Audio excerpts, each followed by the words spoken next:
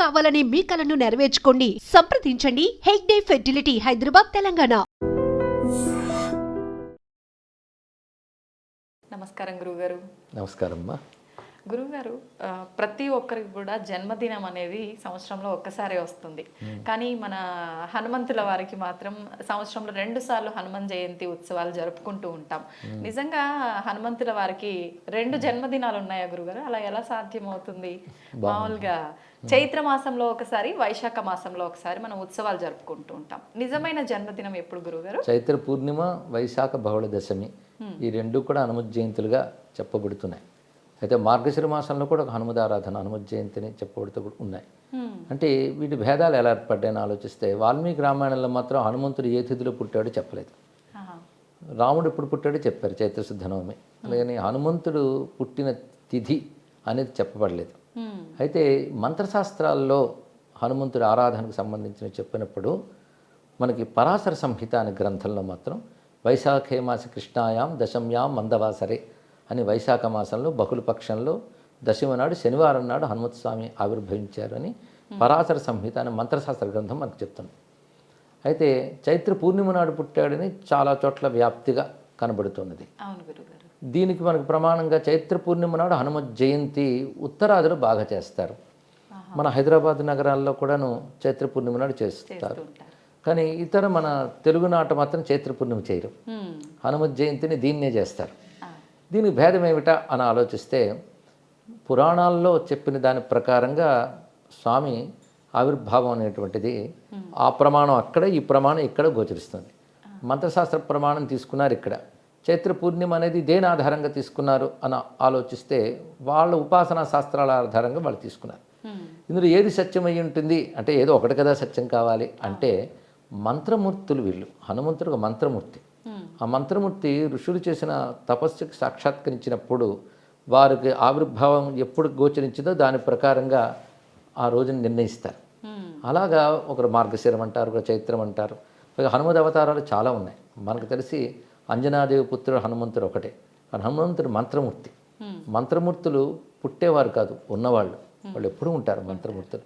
ఎవరా మంత్రాన్ని జపిస్తారో వారికి ఆ దైవం సత్యం.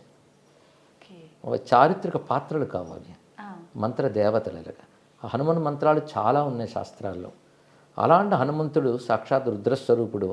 లోక కళ్యాణార్థం ఒకానొక ప్రయోజనం కోసమని అంజనాదేవి గర్భంలో ఆయన ఆవిర్భవించారు. అది మాత్రం వైశాఖంలో బహుళ దశమి అని చెప్తున్నారు ప్రసిద్ధిగా. అందుకు అది మనం ప్రమాణంగా తీసుకుంటున్నాం. అయితే కొంతమంది చెప్తారు అది ఎంతవరకు ప్రమాణము, కానీ ఆయన ఉద్భవించింది మాత్రం వైశాఖ బహుళ దశమే. కానీ హనుమత్ స్వామి ఉద్భవించిన తర్వాత సూర్యుడి వైపు వెళతాడు కదా, వెళ్ళినప్పుడు ఇంద్రుడు వజ్రాయుధంతో కొడతాడు. దానితో హనుమంతుడు మూర్ఛితుడై పడిపోతాడు. అంత వజ్రాయుధం కూడా ఆయన ఏం చేయలేకపోయింది. అప్పుడు మూర్ఛితుడై పడిపోగానే వాయుదేవుడు తన పుత్రుడికి ఇలా జరిగిందని చెప్పి స్తంభింపజేస్తాడు వాయుని. అప్పుడు బ్రహ్మదేవుడు వచ్చి హనుమంతుడిని, పసిగా ఉన్న హనుమంతుడిని ఒళ్ళో పెట్టుకుంటాడు. తర్వాత ఆయన చేయి నిమరగానే హనుమంతుడికి మెలకు వస్తుంది. కనుక వైశాఖ బహుళ దశమి నాడు పుట్టిన హనుమత్ స్వామి తిరిగి దెబ్బతిన్నాక బ్రహ్మదేవుడి ఒళ్ళో తిరిగి లేచినది చైత్ర పూర్ణిమ కనుక దాన్ని కూడా లెక్క కట్టి 2 జయంతులు ఆయనకు చేశారు అని కొందరు పెద్దల వివరణ ఇచ్చారు.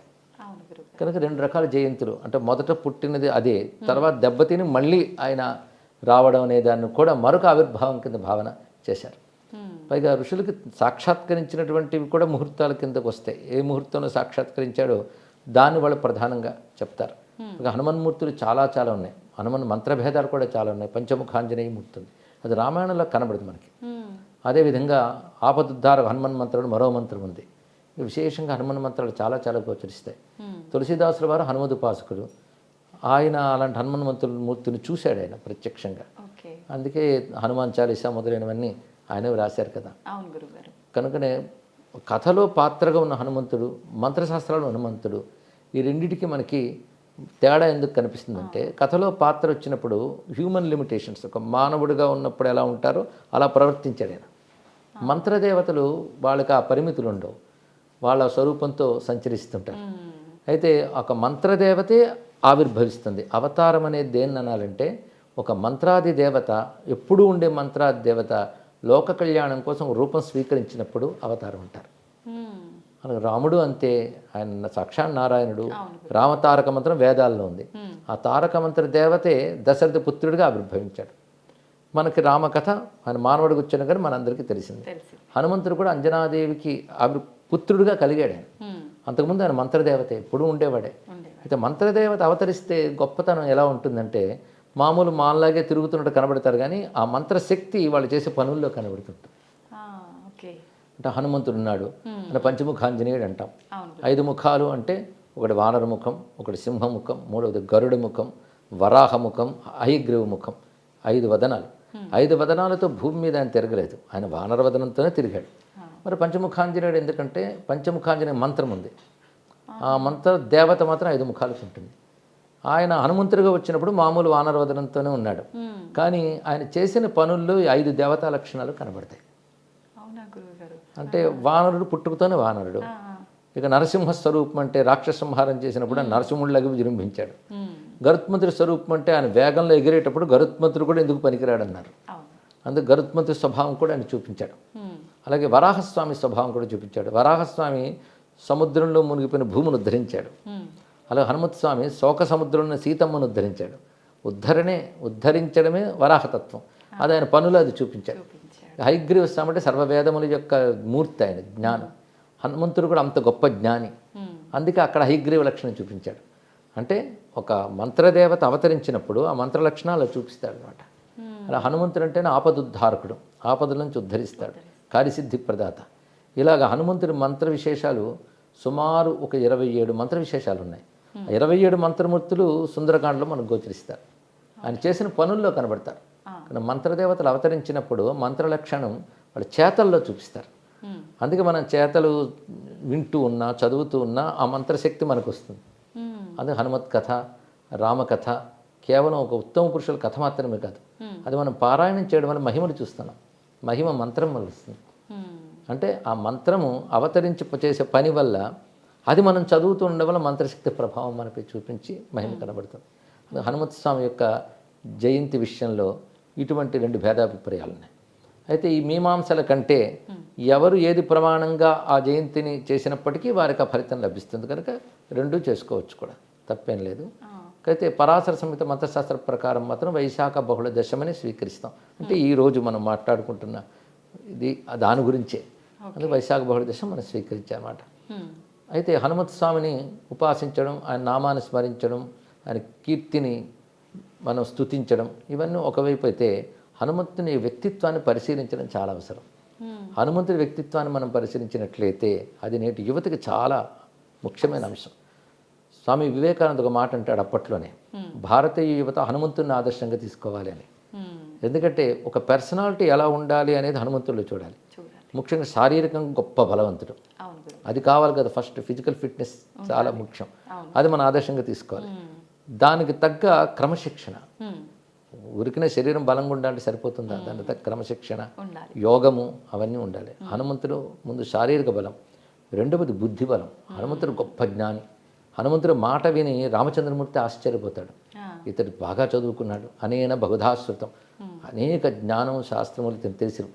అంటే మాట బట్టే అతను ఏం చదువుకున్నాడు చెప్పారంటే రాముడు ఇంకెంత గొప్పవాడో ఆలోచించండి. ఇక్కడ హనుమంతుడి మాట బట్టి ఇతడు 4 వేదాల్లో నిష్ణాతుడు, సర్వశాస్త్రముల్లో పారంగతుడు, రాజనీతి తెలిసినవాడు అని అప్పుడే రాముడు పోల్చుకున్నాడు.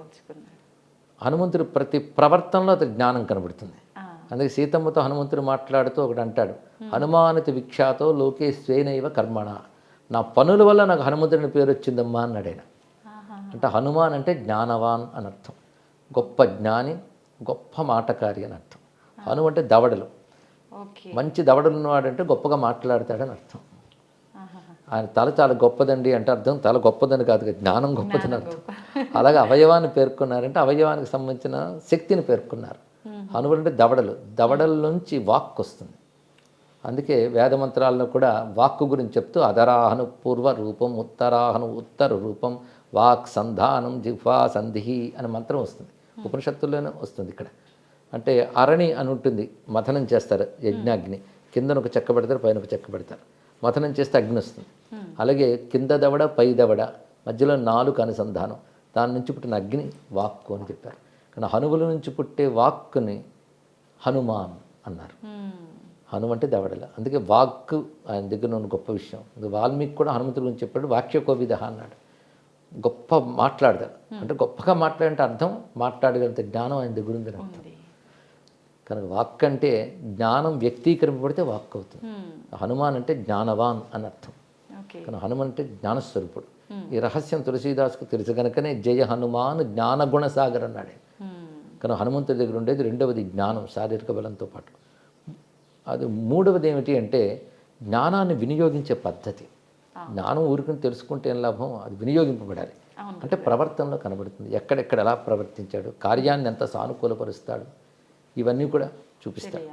అది మూడవది. ఇక నాలుగవది ఉపకార బుద్ధి. హనుమంతుడు ఏది తన కోసం చేసుకోలేదు. రాముడిని ఆశ్రయించిన వాళ్ళందరూ వాళ్ళ ప్రయోజనాలు రాముడి నుంచి పొందరు, కానీ హనుమంతుడు ఏది ఎవరిని అడగలేదు, పొందలేదు, తాను అందరికి ఇచ్చాడు. అదే మెచ్చుకున్నాడు వివేకానంద. మనలో అటువంటి ఉపకార బుద్ధి, త్యాగ బుద్ధి ఉండాలి. లోకక్షేమం కోసం పనిచేశాడు ఆయన. రామకార్యం అంటే లోకక్షేమమే. పైగా ఇన్ని ఉంటూ కూడా అహంకారం ఎక్కడ లేదు హనుమంతుడి దగ్గర. దాని రామదాసుడిని అత్యంత వినయంగా ప్రకటించుకున్నాడు. అన్ని గొప్ప లక్షణాలు. అలాంటి లక్షణాలు 8 తీసుకుని హనుమంతుడు 8 లక్షణాలు చెప్పారు మన వాళ్ళు. బుద్ధిర్బలం, యశో ధైర్యం, నిర్భయత్వం, అరోగత, అజాడ్యం, వాక్పటుత్వంచ హనుమత్ స్మరణాత్ భవేత్ అన్నారు ఇక్కడ. హనుమంతుడి దగ్గర ఇప్పుడు యువత నేర్చుకోవాల్సిన ధైర్యంగా ఉండడం, ఎప్పుడు కూడా బేలతనం రాకూడదు, దిగులు పడకూడదు, పైగా క్రమశిక్షణ కలిగి ఉండాలి. క్యారెక్టర్ హనుమంతుడి దగ్గర ఉన్నది అటువంటి గొప్ప క్యారెక్టర్ హనుమంతుడిది. బ్రహ్మచారి అని అంటారు. దీనితో ఆంజనేయ స్వామి వారు ఎటువంటి నిగ్రహ సంపన్నుడు, విద్యావంతుడు, ఇలాంటి మనం వింటూ ఉన్న చదువుతూ ఉన్న మనలో క్యారెక్టర్స్ తప్పకుండా డెవలప్ అవుతాయి. ఎందుకంటే రోల్ మోడల్స్ అంటారు వీటిని. నేను చాలా కాలం ప్రవచనాలు మాట చెప్పేవాడిని. మీరు హీ మ్యాను, స్పైడర్ మ్యాను, బ్యాట్మ్యాను, ఆ మ్యాను, ఈ మ్యాన్ అంటారు, హనుమాన్ను పట్టుకోండి అంటూ ఉంటాను ఇక్కడ. ఆయన మన ఆదర్శంగా తీసుకుంటే కేవలం మిరాకిల్స్ చేయడం మాత్రమే కాకుండా ఇంతవాడు అంత అయిపోవడం, ఎగరడం, చిన్నప్పటి నుంచి ఉత్సాహం కలిగిస్తాయి మనకు కూడా. ఇవి అతిమానుష ప్రవర్తనలు అంటారు. సహజంగా మంత్రదేవత కనుక అది చూపించవచ్చు, అవి మనం చేయలేం, దండం పెడతాం. కానీ ఆయన యొక్క సద్గుణాలు మనం చేయగలం. అప్పుడు నిజమైన హనుమదారాధన అవుతుంది. కానీ హనుమత్ జయంతి అనే పేరుతో మనం హనుమత్ స్వామిని ఆరాధించాలి. ఆయన నామమే మంత్రం, అందులో సందేహం లేదు. అదేవిధంగా హనుమంతుని యొక్క చరిత్రను మనం పరిశీలించాలి, ఆ గుణగణాలను ఆదర్శంగా తీసుకోవాలి. కానీ హనుమంతుడు ఒక ఆదర్శమూర్తి, ఆరాధ్య స్ఫూర్తి. ఈ విధంగా మన హనుమంతుని గ్రహించాలమ్మ. ఇది జయంతి నాడు స్మరించుకుంటున్నాం.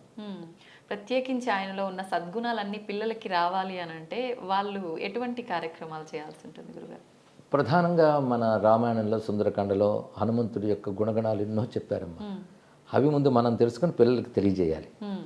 తెలియజేసి పైగా హనుమంతుడు అంటే పిల్లలకు కూడా చాలా ఆసక్తి. అవును గురుగారు. అసలు భారతదేశంలో ఉన్న ఆలయాలు స్టాటిస్టిక్స్ తీస్తే ఎక్కువ గుడులు ఉన్న దేవుడు అంటే హనుమంతుడు.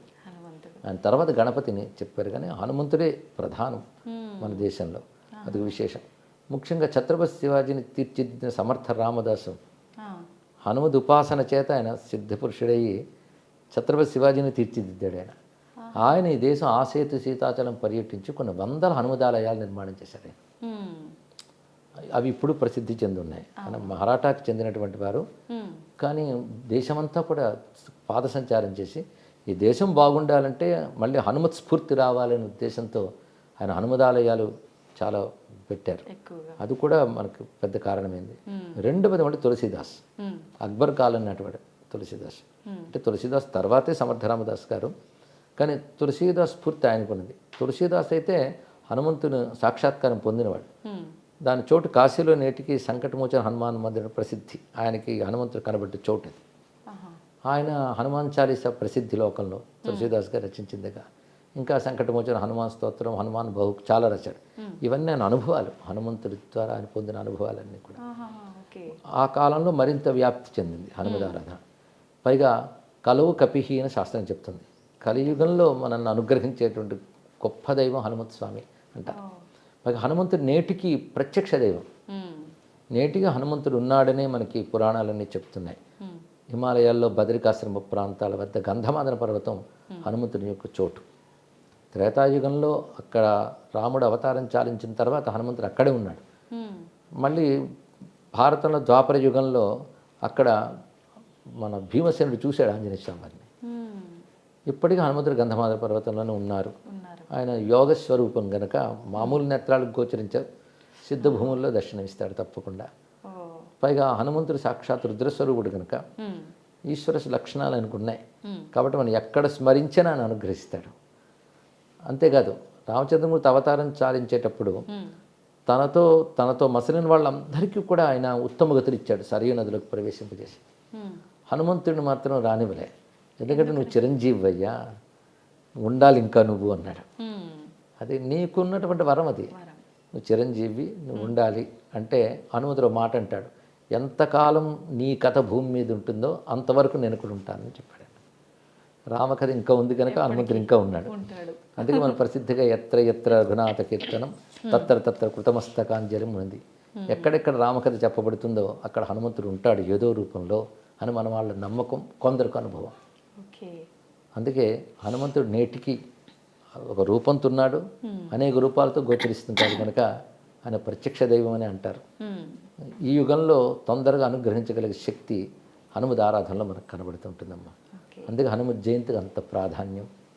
దేశమంతా చేస్తారు, సింధూర పూతలు, తమ్ముల పుటాకు పూజలు, ఇవన్నీ కూడా పూజా విధానాల్లో హనుమంతుడికి ప్రీతిపాత్రమైనవని మంత్రశాస్త్రం మనకు చెప్తోంది.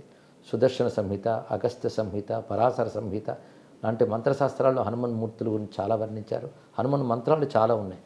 ఆ మంత్రాలను పద్ధతిగా సాధన చేసి సిద్ధి పొంది హనుమద్ దర్శనం, మహిమ పొందిన వాళ్ళు చాలామంది నేటికి ఉన్నారు. అటువంటి భక్తుల వల్లే భగవతత్వం వ్యాపిస్తుంది. అలాగే వ్యాపించింది కనుక ఇప్పుడు దేశమంతా ఈ జయంతులు, ఉత్సవాలు చక్కగా చేసుకుంటున్నారు. అయితే గురువుగారు, మామూలుగా మనము ఏది తీసుకున్నా ప్రతి ఒక్క భగవంతుని కూడా ప్రసాదంగా పెడుతుంటాం. కానీ హనుమంతుల వారిని చూసుకుంటే వడలు ప్రసాదంగా నివేదన చేయకుండా మాల రూపంలో వేస్తూ ఉంటారు. ఎందుకని గురువుగారు? అంటే భగవంతుడు ఒక్కటైనా అనేక దేవతా రూపాలతో ఉంటారు. ఒక్కొక్క దేవతకు ఒక్కొక్క ప్రత్యేకత ఉంటుందమ్మా. వాళ్ళకి నివేదించే పదార్థాలు, వాటికి విశేషాలు ఉంటుంటాయి. ఉదాహరణకి గణపతికి ఉండ్రాళ్ళు, సూర్యనారాయణకి పాయసం, ఇలా చెప్తారు.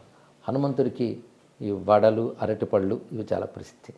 ఇది మాలగా వేసి అలంకారంగా కూడా వేయడం ఏంటంటే మాల అనంతత్వానికి సంకేతం. అందుకు అది మాలగా సమర్పించుతూ అని మనం పరిమితంగా ఇచ్చినా అపరిమితంగా భావించాలనే ఉద్దేశంతో ఈ మాలా సమర్పణ కూడా చేస్తారు. ఓకే. అయితే గురువుగారు, ఇప్పుడు హనుమంతుల వారిది హనుమాన్ చాలీసా అయితే ఏంటి, చరిత్ర కూడా మీరు చదవమని చెప్పారు. ఇవి చదవాలి అని అంటే ప్రత్యేకమైన రోజు లేదంటే నియమాలు ఏమైనా పాటించాల్సి ఉంటుందా? మామూలుగా చరిత్ర చదువుకోవడం ఏ రోజైనా చదువుకోవచ్చమ్మా, వారిని నిరంతరం భావించవచ్చు. హనుమంతుడు మరొక విశేషం ఏంటంటే గ్రహబాధలు పోగొట్టే దేవతల్లో హనుమంతుడు, గణపతి ఇద్దరిని ప్రధానంగా చెప్పుకోవాలి. అందులో శనిగ్రహం, ఈ శని సంబంధమైన బాధలు ఉంటూ ఉంటాయి కదా, ఏలినాటి శని, అర్ధాష్టమ శని, ఇలాంటివి ఉన్నటువంటి వారిని నిగ్రహించాలంటే హనుమదారాధన చాలా విశేషంగా పనిచేస్తుంది అని పెద్దలు చెప్తూ ఉంటారు. దానికి కొన్ని కథలు కూడా చెప్తారు. శనిని నిగ్రహించడం హనుమంతుడి గొప్పతనం ఏమిటనేది. పైగా ఆయన పుట్టింది శనివారం. అందుకే శనివారం ఈ శని సంబంధమైన దోషాలు ఏమైనా జాతకాలను ఉంటే హనుమదారాధన చేసి, ఉదాహరణకు హనుమాన్ చాలీసా పారాయణ చేసుకోవడం, సింధూరం పెట్టుకోవడం, ఇలాంటి చేసినట్లయితే తప్పకుండా ఆ శనిగ్రహ జనితమైన దోషాలు తొలగుతాయని పెద్దలు చెప్తారు. ఎందరికి అనుభవం కూడా. మంగళవారం, శనివారం ఆయనకి ప్రధానంగా ప్రీతిపాత్రంగా చెప్తారు. ఓకే. ఎక్కువగా అంటే ప్రతి ఒక్క దైవానికి కూడా ఒకటే రోజు ఏదో ఒకటి పర్టికులర్ వారం అనేది ఉంటుంది కదా గురుగారు, ఎందుకని హనుమంతుల వారికి 2 వారాలు, మంగళవారం, శనివారం? సాధారణంగా ఆయన శనివారమే జన్మించాడు కనుక శనివారమే ప్రధానం. కానీ కుజగ్రహ దోషాలు పోగొట్టడంలో కూడా ఆయన గొప్పవాడు కనుక అది మంగళవార ఆరాధన చెప్తున్నారు. ఓకే. గురుగారు, చాలామంది హనుమంతుల వారిని పూజించాలి అని అంటే మీరు చెప్పినట్టుగా ఇట్లాంటి శని బాధలు ఇలాంటివి ఉన్నవాళ్ళు హనుమంతుల వారి చుట్టూ ప్రదక్షిణలు చేస్తే బాగుంటుంది, మనం అనుకున్న కోరికలు తీరుతాయి, ఇలాంటి దోషాలు పోతాయి అంటుంటారు. నిజంగా అది నిజమే అంటారా? చాలామందికి అనుభవం అమ్మ, అందుకే అవి తీసిపారేయడానికి లేదు, చేసిన వాళ్ళకి లభిస్తున్నాయి. నా కోరిక ఏంటంటే అక్కడితో ఆగిపోకూడదు. ఎందుకంటే ప్రతివాడికి గ్రహబాధలు ఉంటాయి, తొలగాలి, ఆనందంగా ఉండాలనుకుంటారు, చెయ్యొచ్చు. కానీ దానికంటే ముందు వ్యక్తిత్వం బాగు చేసుకోవాలి, క్యారెక్టర్ బాగు చేసుకోవాలి, ఉత్తమ వ్యక్తులుగా తయారవ్వాలి. ఆ కోణంలో హనుమంతుడిని ఆరాధించాలి. కేవలం మహిమల కోణంతోనే కాకుండా హనుమంతుడి వ్యక్తిత్వాన్ని చూసి అంత గొప్పవాళ్ళం మనము కావాలని ఎప్పుడైనా ఒక మనకి ఐడియల్గా ఒక వ్యక్తిని కానీ ఆరాధిస్తుంటే మనకు ఆ లక్షణాలు వస్తూ ఉంటాయి. అందుకే హనుమద్ ఆరాధన వల్ల మనం ఇలాంటి సత్స్వభావాలు, మంచి గుణాలు అలవరుచుకుంటే అది నిజమైన హనుమద్ భక్తి అనిపించుకుంటుందమ్మా. అది రావాలి. అది రావాలని మనం హనుమంతుని ప్రార్థిద్దాం. అవును గురుగారు, తప్పకుండా. గురుగారు, హనుమాన్ జయంతి అనగానే ఎక్కువగా ఆలయాల్లోనే మనకు జరుపుతుంటారు. ఇంట్లో చేసుకోవాలి అనుకునే వాళ్ళు సింపుల్గా ఎలా చేసుకోవచ్చు? హనుమంతుడి చిత్రపటం పెట్టుకుని మనం షోడశోపచార పద్ధతులు ఎక్కడైనా దొరుకుతాయి. ఏవి దొరకకపోతే హనుమాన్ నామాలు చాలు. శ్రీ ఆంజనేయాయ నమః, హనుమతయ్య నమః, మారుతయ్య నమః అంటే ఆయన నామాలతోనే తమలపటాకులు పూజ చేసుకోవడం, సింధూర పూజ చేసుకోవడం, ధూపం దీపం ఈ పళ్ళు ఏవో నైవేద్యం పెట్టుకుని చేసుకుని సరిపోతుంది. ఆలయాల్లో ప్రతిష్ఠ చేస్తారు కనుక శక్తి ఎక్కువ కేంద్రీకృతం అవుతుంది కనుక ఆలయాలకు వెళ్ళడం కూడా మంచిది. ఇంట్లోనూ చేసుకోవాలి, ఆలయాలకి వెళ్ళాలి. గురుగారు, లాస్ట్లో ఇంకొక చిన్న సందేహం. హనుమంతుని వారి ఎదురుగా నించొని నమస్కారం చేసుకోకూడదు, ఆయన్ని తాకకూడదు అంటుంటారు. ఇదంతా నిజమే అంటారా? అవేమీ లేవమ్మా. ఏమీ లేవు. తాకడం అంటే ఆలయాల్లో గర్భగుడిలో పెట్టినప్పుడు ఆ మంత్ర నియమాలు ఉంటాయి కనుక మనం దూరం నుంచి నమస్కారం చేసుకుంటాం. ఏ దేవతకి ఎదురుగా ఉండి నమస్కరించకుండా పక్కకు పెట్టడం వినయంతో కూడినటువంటి అంశం అమ్మా. ఓకే, నిజంగా చాలా చక్కటి వివరణ గురుగారు. కృతజ్ఞతలండి. ధన్యవాదాలమ్మా. నమస్కారం.